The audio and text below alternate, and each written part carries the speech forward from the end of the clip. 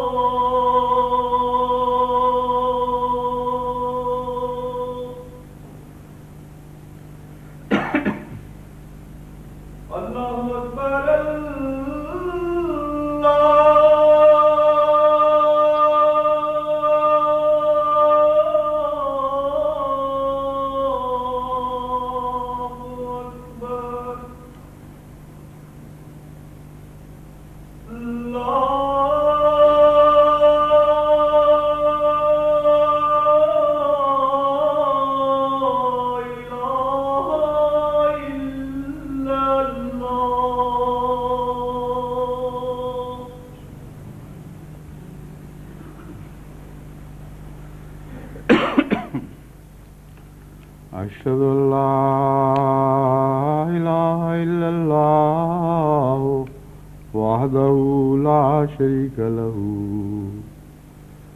وأشهد أن محمدا عبده ورسوله.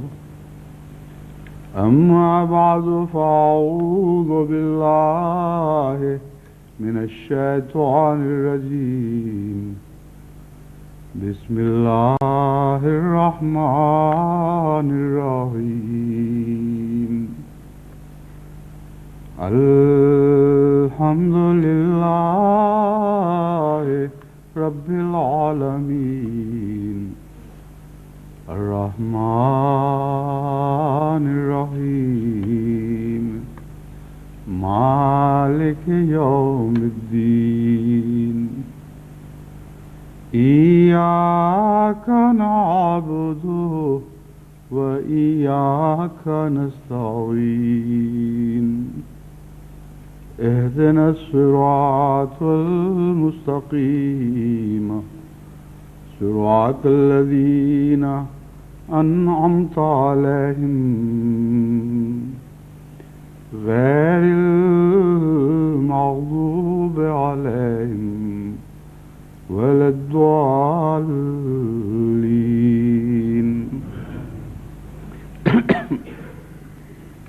وہ لوگ جو بڑے بڑے منصوبے بناتے ہیں ان کو یہ رجحان پیدا کرنا چاہیے کہ ابتدائی باتوں کی طرف خصوصی توجہ دیں۔ بعض دفعہ بہت ہی بلند بانگ منصوبے بنانے والے اور بلند بانگ دعوی کرنے والے ابتدائی باتوں سے بے خبر رہ جاتے ہیں، اور وہ چیزیں جو ان کی نظر میں ابتدائی ہیں در حقیقت بنیادی حیثیت رکھنے والی باتیں ہوا کرتی ہیں، اور جب تک بنیادیں قائم نہ ہوں کوئی بلند عمارت تعمیر نہیں کی جا سکتی۔ ایک ایسا قانون ہے جسے کوئی دنیا کا انجینئر، کوئی ماہر فن نظر انداز نہیں کر سکتا۔ قوموں کی تعمیر میں،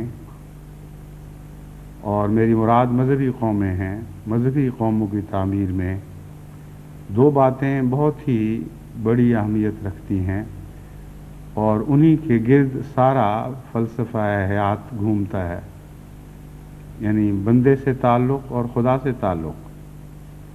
ان دونوں تعلقات میں اسلام نے بہت ہی وسیع تعلیمات دی ہیں اور بہت ہی بلند منصوبے پیش کیے ہیں، لیکن ان منصوبوں پر عمل تبھی ممکن ہے جب ان کے ابتدائی حصوں پر خصوصیت سے توجہ دی جائے اور صبر کے ساتھ پہلے بنیادیں تعمیر کی جائیں، پھر خدا تعالیٰ کے فضل سے توقع رکھی جائے کہ ان بنیادوں پر عظیم الشان عمارتیں تعمیر ہوں گی۔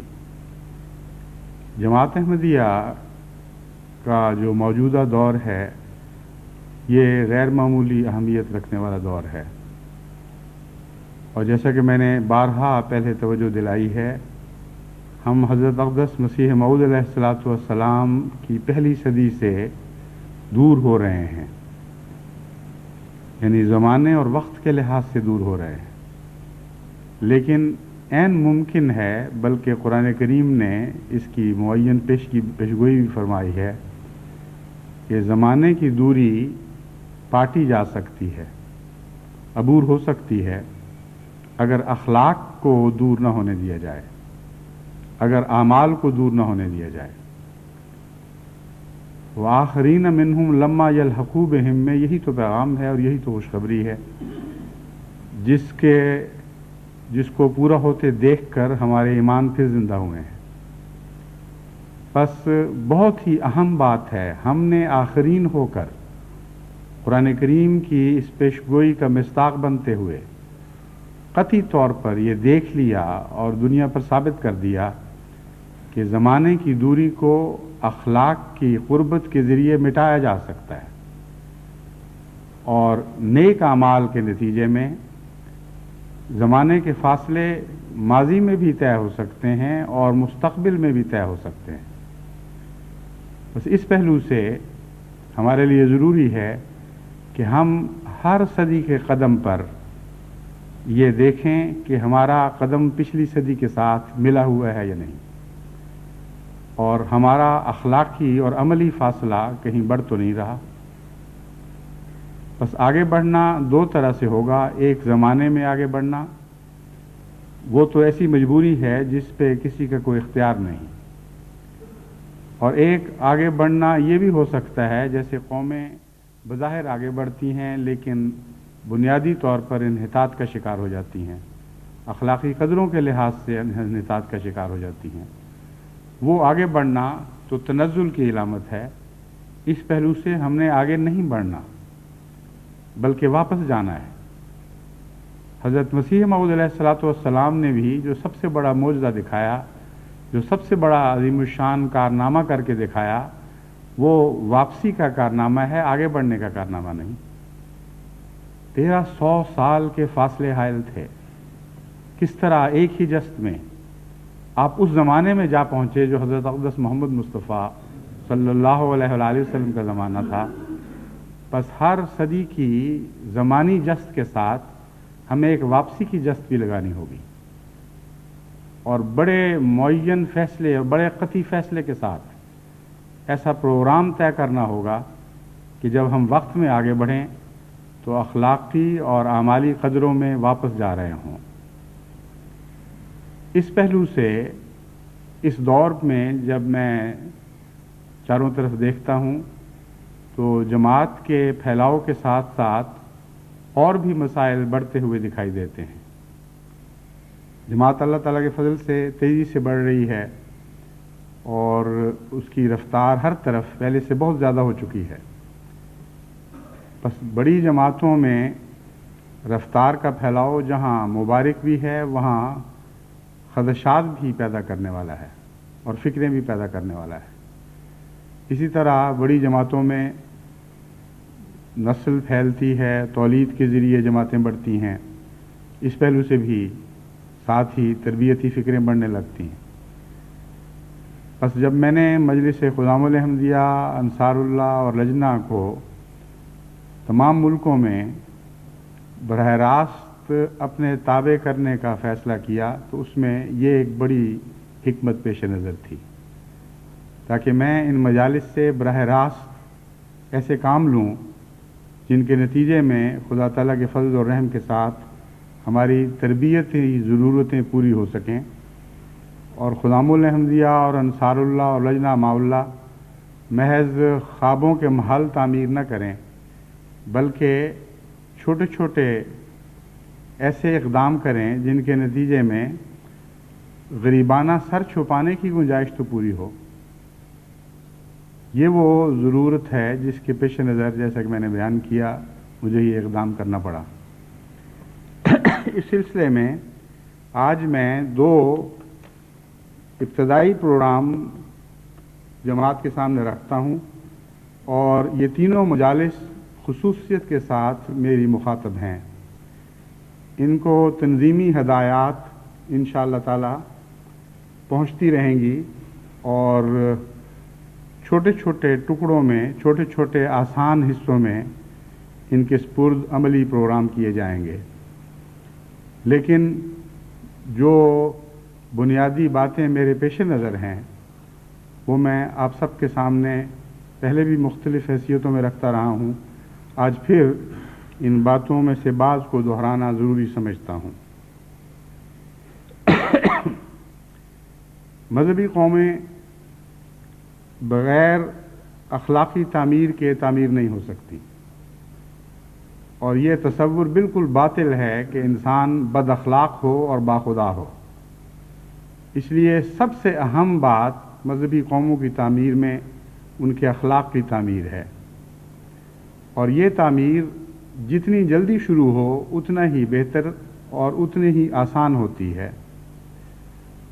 बस इस पहलू से लजना माउल्ला ने सबसे इब्तदाई और बुनियादी काम करने हैं और यही इब्तदाई और बुनियादी काम उम्र के दूसरे हिस्सों में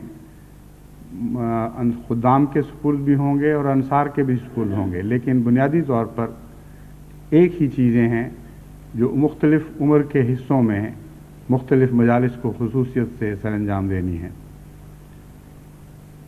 सबसे पहली बात सच की आदत है। आज दुनिया में जितनी बदी फैली हुई है इसमें सबसे बड़ा खराबी का उन्सुर झूठ है। वो कौमें जो तरक्की याफ्ता हैं, जो बज़ाहिर आला अखलाक वाली कहलाती हैं, वो भी अपनी ज़रूरत के मुताबिक झूठ बोलती हैं। अपनों से नहीं बोलती तो गैरों से झूठ बोलती हैं। उनके फ़लसफ़े झूठ पर मबनी हैं, उनका निज़ाम हयात झूठ पर मबनी है, उनकी इक़्तिसादियात झूठ पर मबनी है। गर्ज़ी के अगर आप बारीक नज़र से देखें तो अगरचे बज़ाहिर इनके ज़िंदगी के कारोबार पर सिविलाइजेशन और आला तहजीब के मुलम्मे चढ़े हुए हैं, लेकिन फिल हकीकत इनके अंदर मरकज़ी नुक्ता जिसके गिर्द ये कौमें घूम रही हैं और इनकी तहजीबें जिनके ऊपर मबनी हैं वो झूठी है। लेकिन ये एक अलग बहस है।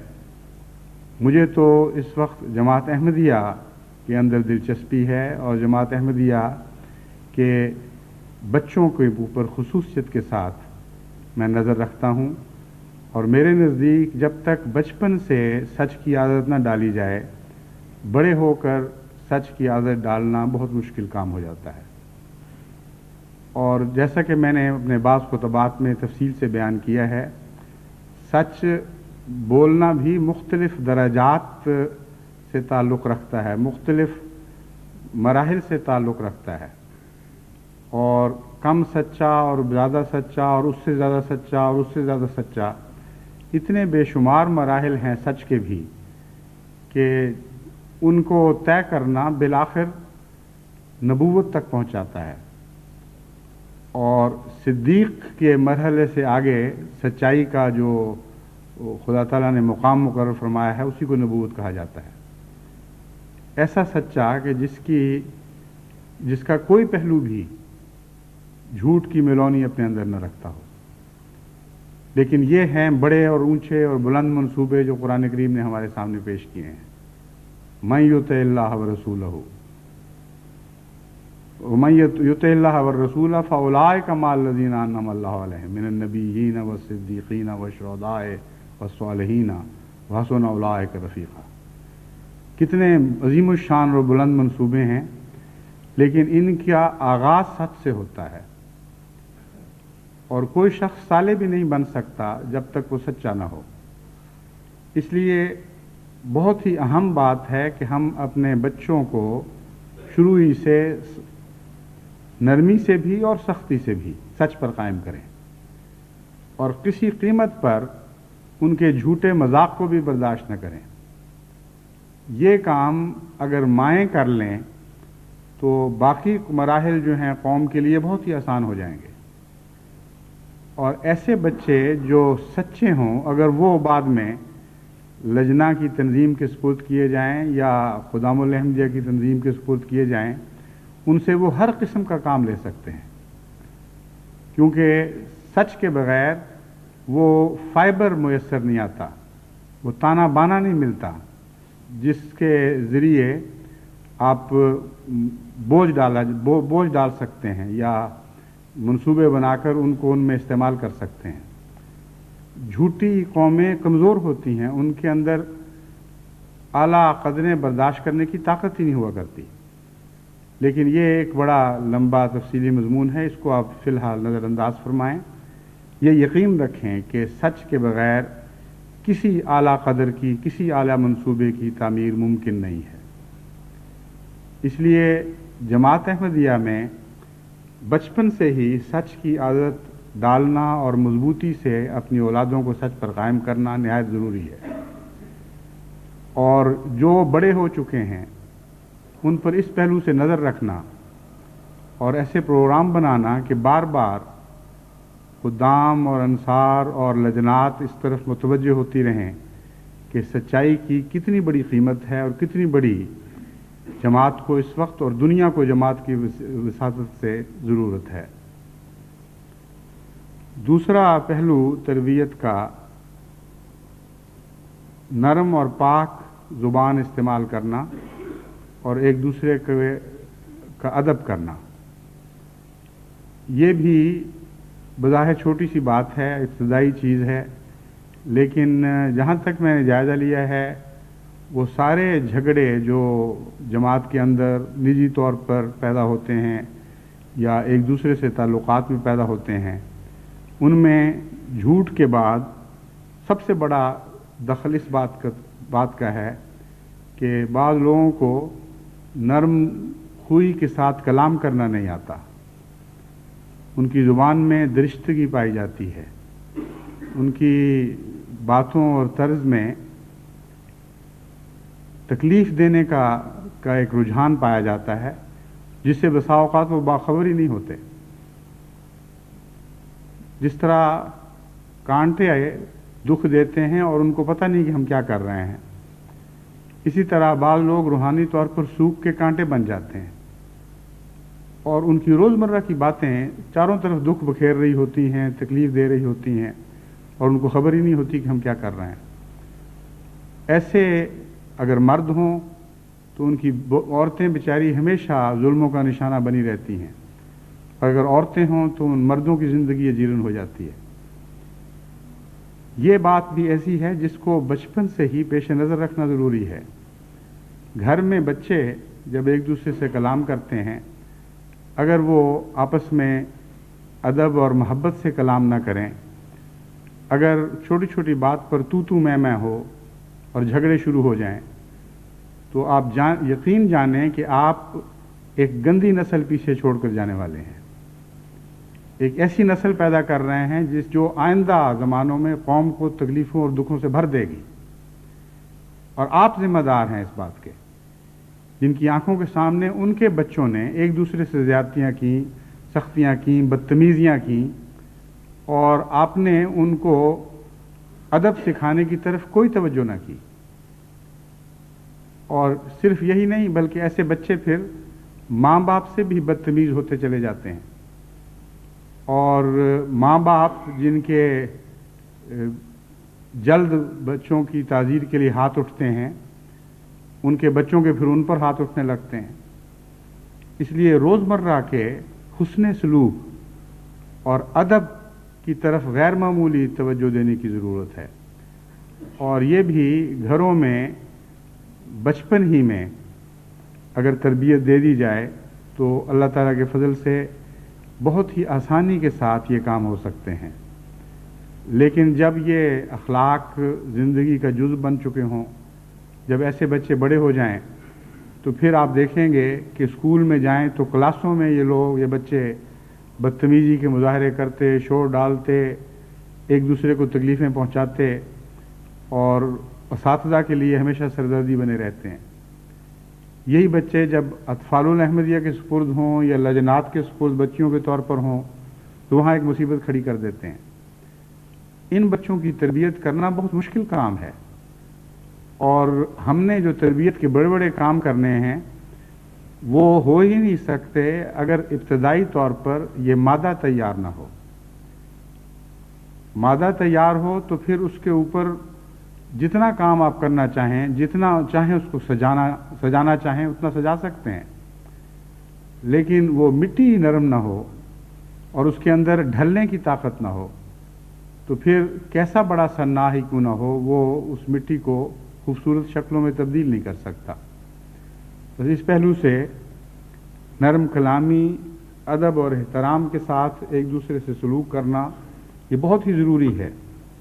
बड़े बड़े ख़तरनाक झगड़े इस सूरत हाल की तरफ तवज्जो ना देने के नतीजे में पैदा होते हैं, और चूँकि मुझ तक सारी दुनिया से मुख्तलिफ निज़ा कभी बिलवास्ता कभी बिलावास्ता पहुँचते रहते हैं, इसलिए मैंने महसूस किया है कि जब तक बचपन से हम अपनी औलाद को ज़ुबान का अदब नहीं सिखाते, उस वक्त तक आइंदा बड़े होकर कौम में उनके किरदार की कोई ज़मानत नहीं दे सकते, और उनकी बदखुल्कियाँ बाज़ नहायत ही ख़तरनाक फसाद पैदा कर सकती हैं, जिनके नतीजे में दुख फैल सकते हैं, जमातें बढ़ सकती हैं, मुनाफ़क़तें पैदा हो सकती हैं, सिलसिले से इन्हिराफ के वाक़यात हो सकते हैं, क्योंकि यही छोटी छोटी बातें हैं जिनको लोग मामूली समझते हैं, जिनके ऊपर आइंदा कौमों की तामीर होती है और उसके नतीजे में बहुत बड़े बड़े वाक़यात रूनुमा हो जाते हैं। तीसरी चीज़ वुसअत हौसला है। बचपन ही से अपनी औलाद को ये सिखाना चाहिए कि अगर थोड़ी सी तुम्हें किसी ने कोई बात कही है या कुछ तुम्हारा नुकसान हो गया है तो घबराने की ज़रूरत नहीं, अपना हौसला बुलंद रखो। और ये हौसले की तालीम भी ज़ुबान से नहीं बल्कि इससे बढ़कर अपने अमल से दी जाती है। बाज़ बच्चों से नुकसान हो जाते हैं, کوئی گھر کا برتن ٹوٹ گیا، کوئی سیاہی کی دوات گر گئی، کھانا کھاتے ہوئے پانی کا گلاس الٹ گیا. اور ان چھوٹی چھوٹی باتوں پر میں نے دیکھا ہے کہ بعض ماں باپ برافروختہ ہو کر بچوں کے اوپر برس پڑتے ہیں، ان کو گالیاں دینے لگ جاتے ہیں، چپیڑے مارتے ہیں اور کئی طرح کی سزائیں دیتے ہیں. اور صرف یہی نہیں بلکہ جن قوموں میں یا جن ملکوں میں ابھی تک ان کا ایک طبقہ یہ توفیق رکھتا ہے کہ وہ نوکر رکھے، وہاں نوکروں کے ساتھ تو اس سے بھی بہت بڑھ کر بدسلوکیاں ہوتی ہیں. تو ان جگہوں میں جہاں نوکروں سے بدسلوکیاں ہو رہی ہوں، ان گھروں میں جہاں بچوں سے بدسلوکیاں ہو رہی ہوں، وہاں آئندہ قوم میں بڑا حوصلہ پیدا نہیں ہو سکتا. حضرت مسیح موعود علیہ السلام نے جو اپنے بچوں کی تربیت کی وہ محض کلام کے ذریعے نہیں کی بلکہ اعلیٰ اخلاق کے اظہار کے ذریعے کی ہے. حضرت مسلم موعود اس جب بچے تھے، حضرت مسیح موعود علیہ السلام کا ایک بہت ہی قیمتی مقالہ جو آپ نے تحریر فرمایا تھا اور اس کو طباعت کے لیے تیار فرمایا تھا، وہ آپ نے کھیل کھیل میں جلا دیا. اور سارا گھر ڈرا بیٹھا تھا کہ اب پتہ نہیں کیا ہوگا اور کیسی سزا ملے گی. جب حضرت مسیح موعود علیہ السلام کو علم ہوا تو آپ نے فرمایا کوئی بات نہیں، خدا اور توفیق دے دے گا. حوصلہ اپنے عمل سے پیدا کیا جاتا ہے، اور وہ ماں باپ جن کے دل میں حوصلے نہ ہوں وہ اپنے بچوں میں حوصلے پیدا نہیں کر سکتے. اور نرم گفتاری کا بھی حوصلے سے بڑا گہرا تعلق ہے. چھوٹے حوصلے ہمیشہ بدتمیز زبان پیدا کرتے ہیں. بڑے حوصلوں سے زبان میں بھی تحمل پیدا ہوتا ہے اور زبان کا معیار بھی بلند ہوتا ہے. بس محض زبان میں نرمی پیدا کرنا کافی نہیں جب تک اس کے ساتھ حوصلہ بلند نہ کیا جائے. اور وسیع حوصلگی جماعت کے لیے آئندہ بہت ہی کام آنے والی چیز ہے. اس کے غیر معمولی فوائد ہمیں اندرونی طور پر بھی اور بیرونی طور پر بھی نصیب ہو سکتے ہیں. لیکن وسیع حوصلگی کا یہ مطلب نہیں کہ ہر نقصان کو برداشت کیا جائے اور نقصان کی پرواہ نہ کی جائے. یہ ایک فرق ہے جو میں کھول کر آپ کے سامنے رکھنا چاہتا ہوں. اس کے دائرے کے اندر اس کو سمجھ کر ان دونوں باتوں کے درمیان توازن کرنا پڑے گا. نقصان ایک بری چیز ہے. اگر نقصان کا رجحان بچوں میں پیدا ہو تو ان کو سمجھانا اور عقل دینا اور یہ بات ان کے ذہن نشین کرنا بہت ضروری ہے کہ خدا تعالیٰ نے جو چیزیں پیدا فرمائی ہیں وہ ہمارے فائدے کے لیے ہیں، اور ہمیں چاہیے کہ چھوٹی سی چھوٹی چیز کبھی نقصان نہ ہو. وضو کرتے وقت پانی کا بھی نقصان نہیں ہونا چاہیے.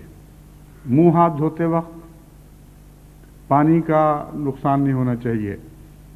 برتن دھوتے وقت پانی کا نقصان نہیں ہونا چاہیے. کپڑے دھوتے وقت پانی کا نقصان نہیں ہونا چاہیے. صرف ایک پانی ہی کو لے لیں تو آپ دیکھیں گے کہ ہماری قوم میں اور بعض ترقی یافتہ قوموں میں بھی نقصان کا کتنا رجحان ہے. میں نے دیکھا ہے بعض لوگ ٹوٹیاں کھول کر کھڑے ہو جاتے ہیں، ان کو کوئی پرواہ نہیں ہوتی کہ گرم پانی یا ٹھنڈا پانی جیسا بھی ہے وہ اکثر ضائع ہو رہا ہے اور بہت تھوڑا ان کے کام آ رہا ہے. حالانکہ یہ پانی ایک خدا تعالیٰ کی ایسی نعمت ہے جس کی قدر کرنا ضروری ہے.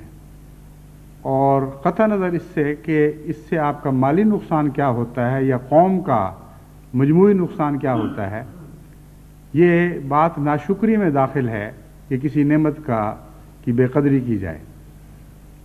تو حوصلے سے مراد ہرگز یہ نہیں کہ نقصان کی پرواہ نہ کرنے کی عادت ڈالی جائے. یہ دو باتیں پہلو بہ پہلو چلنی چاہیے. حوصلے سے مراد یہ ہے کہ اگر اتفاقاً کسی سے کوئی نقصان پہنچتا ہے تو اس پر برداشت کیا جائے اور اسے کہا جائے کہ اس قسم کی باتیں ہوتی رہتی ہیں، اور جن کے حوصلے بلند ہوں وہ پھر بڑے ہو کر बड़े नुकसान बर्दाश्त करने के भी ज़्यादा अहल हो जाते हैं। बाज़ दफ़ा आफात समावी पड़ती हैं और देखते देखते इंसान की फसलें तबाह हो जाती हैं। जिनको छोटी छोटी बातों का हौसला ना हो, वो ऐसे मौक़ों के ऊपर फिर खुदा से भी बदतमीज़ हो जाते हैं और बेहौसलगी के साथ एक खुदगर्जी का रिश्ता ऐसा गहरा है कि उस खुदगर्जी के नतीजे में हर दूसरी चीज़ अपनी ताबे दिखाई देने लगती है। अगर वो फ़ायदा पहुंचा रही है तो ठीक है, ज़रा सा भी नुकसान किसी से पहुंचे तो इंसान हौसला छोड़ बैठता है, और जब बंदों से बेहौसलगी शुरू हो तो बिलाखिर खुदा से भी इंसान बेहौसला हो जाता है। इसीलिए हज़रत अक़दस मोहम्मद मुस्तफ़ा सल्लल्लाहु अलैहि वसल्लम ने हमें ये गुर समझाया कि मल ला यशकुरुन्नासा ला यशकुरुल्लाह, या मल लम यशकुरुन्नासा ला यशकुरुल्लाह।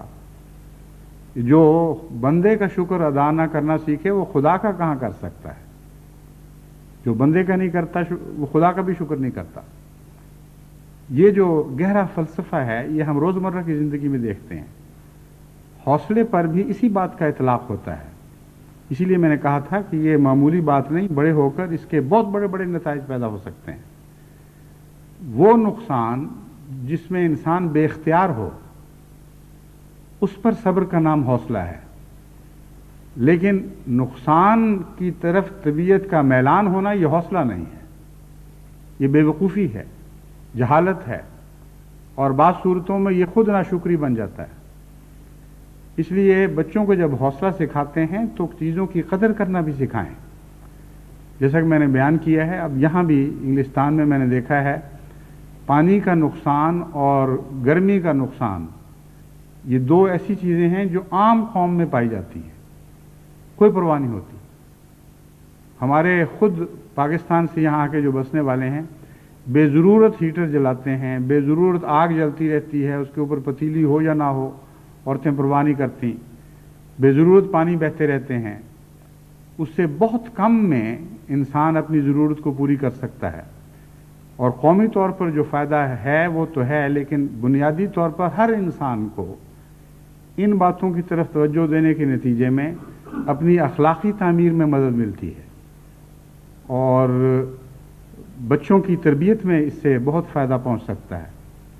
बिजलियों को देख लीजिए, मैंने देखा है कि घरों में बेवजह बिजलियां जलती छोड़ जाते हैं लोग। रेडियो ऑन किया है या टेलीविज़न ऑन किया है तो कमरे से चले गए और खाली कमरों में बिजलियां भी जल रही हैं, रेडियो ऑन है या टेलीविज़न ऑन है।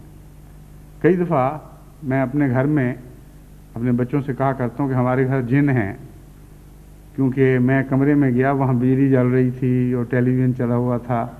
मालूम होता है कोई ऐसी गैर मरी मखलूक है जो आके ये काम कर जाती है। इंसानों को तो जेब नहीं देता कि इस तरह बेवजह खुदा की इन नेमतों को ज़ाया करें। तो बारहा ये देखा है तरबियत करनी पड़ती है, लेकिन सब्र के साथ, बदतमीज़ी के साथ नहीं। और ये जो दो बातें हैं ये इकट्ठी चलेंगी, यानी हौसले की तालीम और नुकसान से बचने का रुझान।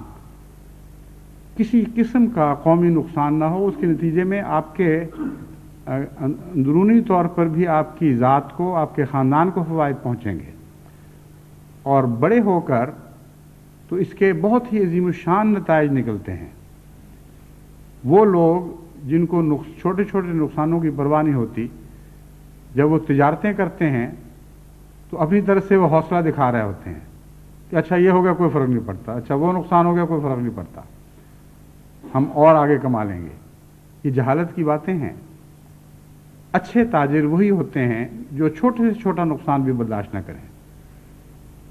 और हौसले का मतलब हरगिज़ ये नहीं कि अपने नुकसान को आंखों के सामने होता देखें और रोकने की कोशिश न करें। चौथी बात, गरीब की हमदर्दी और दुख दूर करने की आदत है। ये भी बचपन ही से पैदा करनी चाहिए। जिन बच्चों को नरम मिजाज माएँ गरीब की हमदर्दी की बातें सुनाती हैं, اور غریب کی ہمدردی کا رجحان ان کی طبیعتوں میں پیدا کرتی ہیں، وہ خدا تعالیٰ کے فضل کے ساتھ مستقبل میں ایک عظیم الشان قوم پیدا کر رہی ہوتی ہے جو خیرہ امتن بننے کی اہل ہو جاتی ہے۔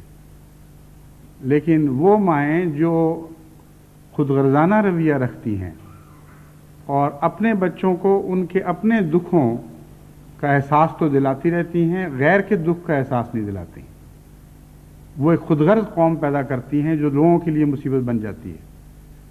اس لیے انسانی ہمدردی پیدا کرنا نہ صرف نہایت ضروری ہے، بلکہ اس کے بغیر آپ اپنے اس اعلیٰ مقصد کو پا نہیں سکتے جس کے لیے آپ کو پیدا کیا گیا ہے۔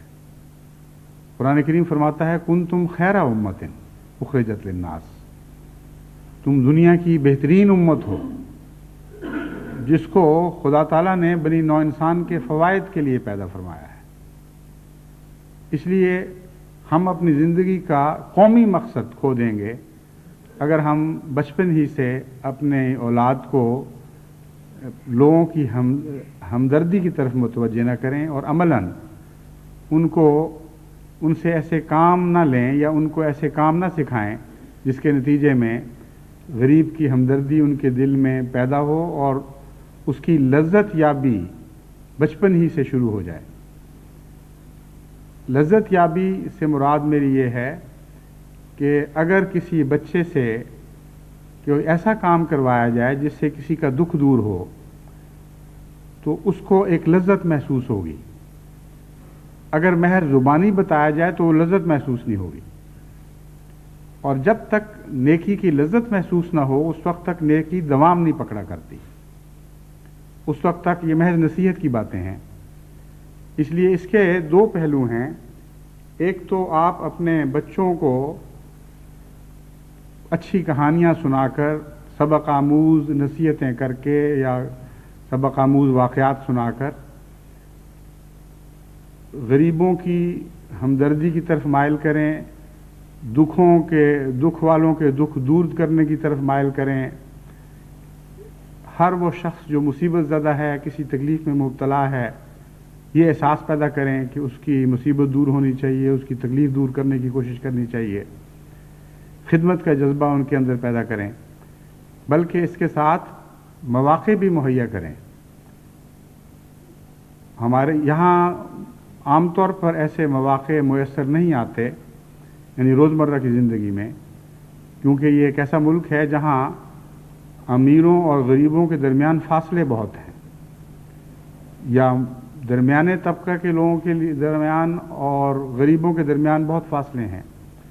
لیکن ہمارے ملکوں میں، یعنی غریب ملکوں میں، تیسری دنیا کے ملکوں میں، تو غریب اور امیر ساتھ ساتھ رہتے ہیں، ہر روز ان کی گلیوں، ان کی بازاروں میں غربت تکلیف اٹھاتی ہوئی دکھائی دیتی ہے اور محسوس ہوتی ہے۔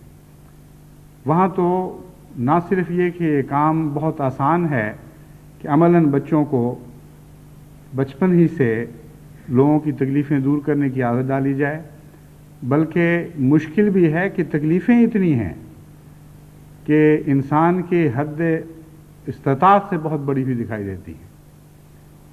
ایسے ہی ملکوں کے متعلق غالباً ایسے ہی ماحول میں غالب نے یہ کہا تھا کہ کون ہے جو نہیں ہے حاجت مند، کس کی حاجت روا کرے کوئی۔ لیکن اس کا یہ مطلب نہیں کہ چونکہ حاجتیں پوری کرنا ہمارے بس سے بڑھ گیا ہے اس لیے ہم حاجت پوری کرنا چھوڑ دیں، بلکہ اس کا مطلب یہ ہے کہ کس کس کی کرے، دل یہ چاہتا ہے کہ ہر ایک کی کرے۔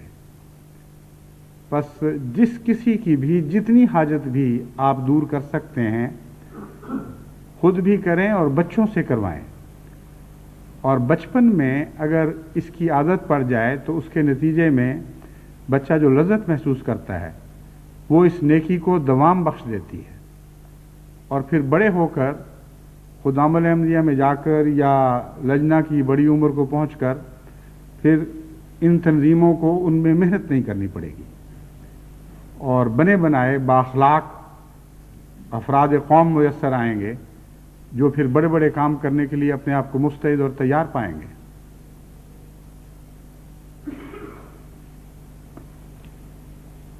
آخر پر پانچویں بات جو میں آج کے خطاب کے لیے جو میں نے چنی ہے وہ مضبوط عزم اور ہمت ہے۔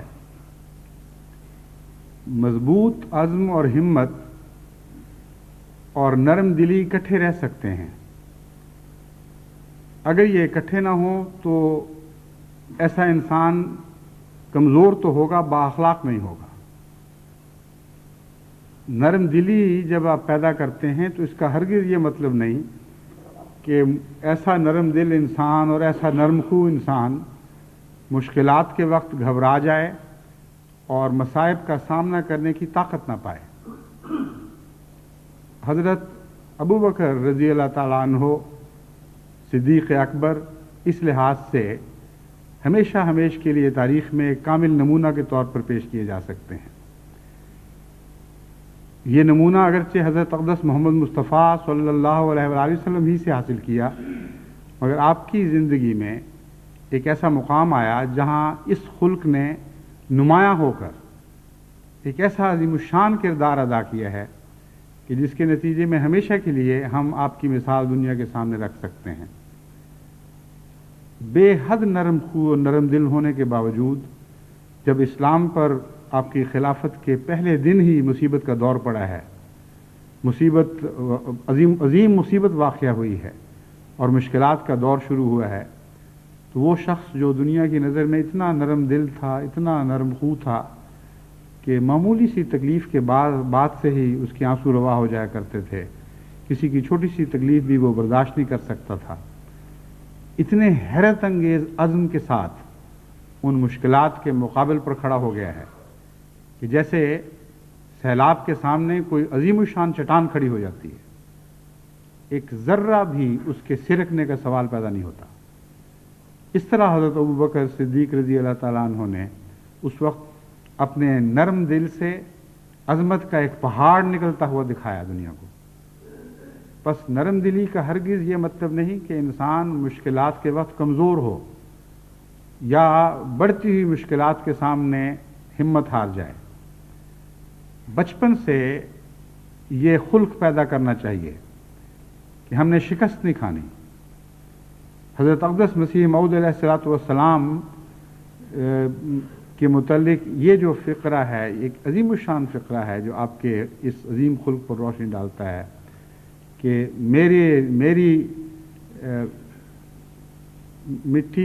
میری سرشت میں ناکامی کا خمیر نہیں۔ بہت ہی بلند تعلیم ہے اور حضرت مسیح موعود علیہ الصلوۃ والسلام کے عظیم خلق پر روشنی ڈالنے والا ایک بہت ہی پیارا فقرہ ہے کہ میری سرشت میں ناکامی کا خمیر نہیں ہے۔ بس حضرت مسیح موعود علیہ الصلوۃ والسلام سے وابستہ ہونے والوں کی سرشت میں بھی ہرگز ناکامی کا خمیر نہیں ہونا چاہیے، اور یہ عزم اور ہمت بچپن ہی سے پیدا کیے جائیں تو پیدا ہوتے ہیں۔ وہ لوگ جو چھوٹی چھوٹی باتوں پر ہمتیں ہار جاتے ہیں، امتحان میں فیل ہو جائیں تو زندگی سے بیزار ہو جاتے ہیں، کوئی زندگی کی مراد پوری نہ ہو تو ان کا سارا فلسفہ حیات ایک زلزلے میں مبتلا ہو جاتا ہے۔ وہ سوچتے ہیں پتہ نہیں خدا بھی ہے کہ نہیں۔ ان کی چھوٹی سی کائنات تنکوں کی بنی ہوئی ہوتی ہے اور معمولی سا زلزلہ بھی اس کی خاک اڑا دیتا ہے۔ اس لیے وہ قومیں جنہوں نے بہت بڑے بڑے دنیا میں کام کرنے ہیں، عظیم الشان مقاصد کو حاصل کرنا ہے اور عظیم الشان ذمہ داریوں کو ادا کرنا ہے، جن کا مشکلات کا دور چند سالوں سے تعلق نہیں رکھتا بلکہ صدیوں تک پھیلا ہوا ہے۔ ہر مشکل کو انہوں نے سر کرنا ہے، ہر مصیبت کا مردانگی کے ساتھ مقابلہ کرنا ہے، ہر زور آور دشمن سے ٹکر لینی ہے اور اس کو ناکام اور نامراد کر کے دکھانا ہے۔ ایسی قوموں کی اولادیں اگر بچپن ہی سے عزم کی تعلیم نہ پائیں تو آئندہ نسلیں پھر اس عظیم الشان کام کو سر انجام نہیں دے سکیں گی۔ اس لیے بہت ہی ضرورت ہے کہ جہاں نرم کلام بچے پیدا کریں، جہاں نرم دل بچے پیدا کریں، جہاں نرم خو اولاد پیدا کریں جو دوسروں کی ادنا سی تکلیف سے بھی بے چین اور بے قرار ہو جائے، اور ان کے دل کسی دوسرے کے دل کے غم سے پگھلنا شروع ہو جائیں۔ اس کے باوجود اس اولاد کو عزم کا پہاڑ بنا دیں اور بلند ہمتوں کا ایک ایسا عظیم الشان نمونہ بنا دیں کہ جس کے نتیجے میں قومیں ان سے سبق حاصل کریں۔ یہ وہ 5 بنیادی اخلاق ہیں جو میں سمجھتا ہوں کہ ہماری تنظیموں کو خصوصیت کے ساتھ اپنے تربیتی پروگرام میں پیش نظر رکھنے چاہیے۔ ان پر اگر وہ اپنے سارے منصوبوں کی بنا ڈال دیں اور سب سے زیادہ توجہ ان اخلاق کی طرف کریں تو میں سمجھتا ہوں کہ اس کا فائدہ آئندہ 100 سال ہی نہیں بلکہ سینکڑوں سال تک بنی نوع انسان کو پہنچتا رہے گا، کیونکہ آج کی جماعت احمدیہ اگر ان 5 اخلاق پر قائم ہو جائے اور مضبوطی کے ساتھ قائم ہو جائے اور ان کی اولادوں کے متعلق بھی یہ یقین ہو جائے کہ یہ بھی آئندہ انہی اخلاق کے نگران اور محافظ بنی رہیں گی اور اس کی ان اخلاق کی روشنی دوسروں تک پھیلاتی رہیں گی اور پہنچاتی رہیں گی، تو پھر میں یقین رکھتا ہوں کہ ہم امن کی حالت میں اپنی جان دے سکتے ہیں، سکون کے ساتھ اپنے جان آفری کے سپرد کر سکتے ہیں اور یقین رکھ سکتے ہیں کہ جو عظیم الشان کام ہمارے سپرد کیے تھے ہم نے جہاں تک ہمیں توفیق ملی ان کو سر انجام دیا۔ دوسرا پہلو مختصراً عبادات کا پہلو ہے۔ اس سلسلے میں بارہا جماعت کو پہلے بھی متوجہ کر چکا ہوں کہ ابتدائی چیزوں کی طرف بہت ہی توجہ دینے کی ضرورت ہے، اور ان میں سب سے ابتدائی اور سب سے اہم نماز ہے۔ ہماری نمازوں میں ابھی کئی قسم کے خلا ہیں جو بلند تر منازل سے تعلق رکھنے والے خلا ہیں، ان کا میں تفصیل سے ذکر کر چکا ہوں، لیکن اب میں آپ کو اس بنیادی کمزوری کی طرف متوجہ کرتا ہوں کہ ہمارے اندر آج کی نسلوں میں بھی بہت سے بچے ایسے ہیں جن کو 5 وقت نماز پڑھنے کی عادت نہیں ہے، بہت سے نوجوان ایسے ہیں جن کو 5 وقت نماز پڑھنے کی عادت نہیں ہے، بہت سے بوڑھے ایسے ہیں جن کو 5 وقت نماز پڑھنے کی عادت نہیں ہے، اور یہ بات ہمیں روزمرہ نظر آنی چاہیے اور ہمیں اس سے بے چین ہو جانا چاہیے۔ تنظیمیں کیوں اس سے بے چین نہیں ہوتی؟ تنظیمیں کیوں یہ کمزوری نہیں دیکھتی اور کیوں خصوصیت کے ساتھ ان باتوں کی طرف متوجہ نہیں ہوتی؟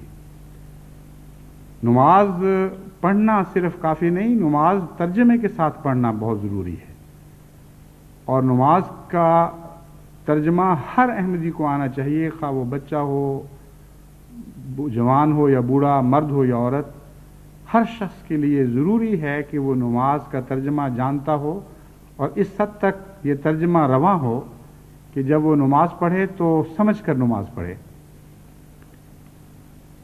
عبادت کے مضمون میں تو بہت سی وسیع باتیں ہیں، بہت سی باتیں ہیں جو اپنے اندر پھر اور بہت سی مناظر رکھتی ہیں، لیکن سب سے بنیادی بات یہی ہے کہ ہم اپنی جماعت کو مکمل طور پر نماز پر قائم کر دیں۔ کسی اور نیکی کی اتنی تلقین قرآن کریم میں آپ کو نہیں ملے گی جتنی قیام عبادت کی تلقین ہے، قیام صلاۃ کی تلقین ہے۔ اس لیے بنی نوع انسان کی ہمدردی کی تلقین بھی ہمیشہ اس کے ساتھ وابستہ کی گئی ہے۔ پس قرآن کریم کی تعلیم کی روح یہی ہے کہ ہم اپنی عبادات کو کھڑا کر دیں اور اپنے پاؤں پر مضبوطی کے ساتھ ان کو اس طرح مستحکم کر دیں کہ کوئی ابتلا، کوئی زلزلہ، کوئی مشکل ہماری نمازوں کو گرا نہ سکے۔ اس کے لیے پہلا بنیادی قدم یہی ہے کہ ہم میں سے ہر ایک شخص نماز با ترجمہ جانتا ہو اور نماز 5 وقت پڑھنے کا عادی ہو،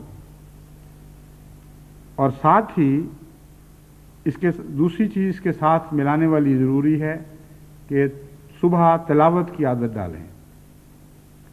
ہر شخص جو نماز پڑھتا ہے اس کو یہ عادت پڑ جائے کہ کچھ نہ کچھ تلاوت ضرور کرے۔ یہ بنیاد اگر قائم ہو جائے تو اس کے اوپر پھر عظیم الشان عبادات کی بنیاد عمارتیں قائم ہو سکتی ہیں، منازل نئی سے نئی بن سکتی ہیں، نئی رفتیں عبادتوں کو حاصل ہو سکتی ہیں، مگر یہ بنیاد نہ ہو تو اوپر کی منزلیں بن ہی نہیں سکتی۔ اس لیے خدام الحمدیہ، انصار اللہ اور لجنات کو اپنے آئندہ کے پروگراموں میں سب سے زیادہ اہمیت اس بات کو دینی چاہیے کہ ان کی مجالس کے اندر ایک بھی فرد نہ رہے جو نماز کا ترجمہ نہ جانتا ہو اور نماز 5 وقتہ نماز پر قائم نہ ہو۔ باقی ساری باتیں انشاءاللہ رفتہ رفتہ سکھائی جائیں گی۔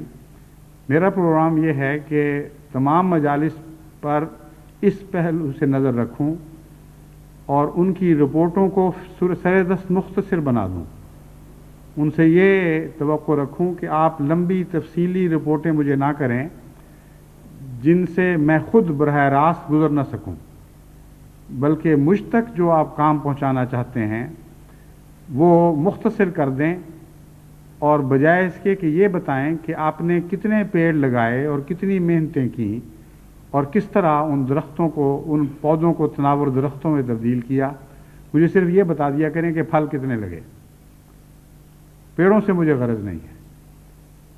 تو پھلوں کے لحاظ سے ان 5 عادات کے متعلق رپورٹ مل جائے کہ آپ نے کتنے احمدیوں میں یہ عادات راسخ کرنے میں کام کیا ہے، کتنے لوگوں نے، بچوں نے، بڑوں نے، مردوں اور عورتوں نے عہد کیا ہے کہ وہ آئندہ جھوٹ نہیں بولیں گے، اور اس کے سلسلے میں آپ نے کیا کاروائیاں کی ہیں، سرے دست یہ بتائیں صرف، یعنی نظر رکھنے کے لیے کیا کاروائیاں کی ہیں، عادتوں کو مزید راسخ کرنے کے لیے کیا کاروائیاں کی ہیں۔ اتنا حصہ بے شک مزید بھی بتا دیں جو پھلوں کی حفاظت سے تعلق رکھنے والا حصہ ہے۔ پھل پیدا کریں، ان کی حفاظت کا انتظام کریں، اور وہ حفاظت کی جو کارروائی ہیں مختصر وہ اپنی رپورٹ میں بے شک لکھ دیا کریں۔ دوسرا پہلو یہ ہے کہ یہ پتہ لگ جائے کرے کہ عرصہ زیر رپورٹ میں کتنے ایسے احمدی بچے بڑے تھے جو نماز 5 وقتہ نہیں پڑھتے تھے، جن کو آپ نے نماز 5 وقتہ کی عادت ڈالی ہے، یا کوئی نماز نہیں پڑھتے تھے اور آپ نے 1 یا 2 نمازوں کی عادت ڈالی ہے۔ صرف یہ تعداد کافی ہے۔ اگلی رپورٹ میں ان کا ذکر نہ ہو بلکہ مزید جو آپ نے اس میں شامل کیے ہوئے ہیں ان کا ذکر ہو، یا اگر 2 پڑھتے تھے اور 3 پڑھنے لگ گئے تو ان کا ذکر ہو سکتا ہے، اور اسی طرح یہ ذکر ہو کہ کتنے ایسے احمدی تھے جن کو نماز کا ترجمہ نہیں آتا تھا اور ان کو آپ نے کسی حد تک ترجمہ پڑھایا ہے۔ اس کے بھی مختلف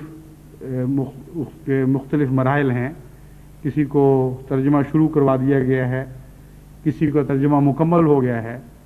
تو 2 حصوں میں بیان کیا جا سکتا ہے کہ اتنے ترجمہ پڑھ رہے ہیں اور اتنے ایسے خوش نصیب ہیں جو اگرچہ پہلے ترجمہ نہیں جانتے تھے اور اب ہم یقین سے کہہ سکتے ہیں کہ ان کو ترجمہ آ گیا ہے۔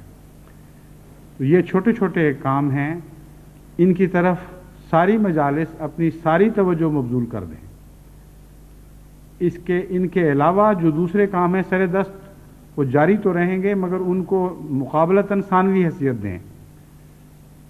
اس سے میں امید رکھتا ہوں کہ انشاءاللہ تعالی جماعت کی عظیم الشان تعمیر کی ایسی بنیادیں قائم ہو جائیں گی جو اللہ تعالیٰ کے فضل کے ساتھ تمام دنیا میں اسلام کی عمارت کو مستحکم اور بلند تر کرنے میں عظیم الشان کارنامے سر انجام دیں گی۔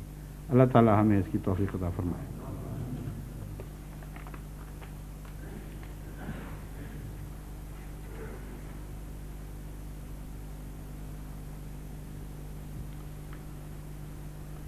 الحمد لله نحمده ونستعينه ونستغفره ونؤمن به ونتوكل عليه ونعوذ بالله من شرور أنفسنا ومن سيئات أعمالنا من يهده الله فلا مضل له ومن يضلله فلا هادي له ونشهد أن لا إله إلا الله وحده لا شريك له ونشهد أن محمدا عبده ورسوله عباد الله رحمكم الله إن الله يأمر بالعدل والإحسان وإيتاء ذي القربى وينهى عن الفحشاء والمنكر والبغي يعظكم لعلكم تذكرون اذكروا الله يذكركم وادعوه يستجب لكم ولذكر الله أكبر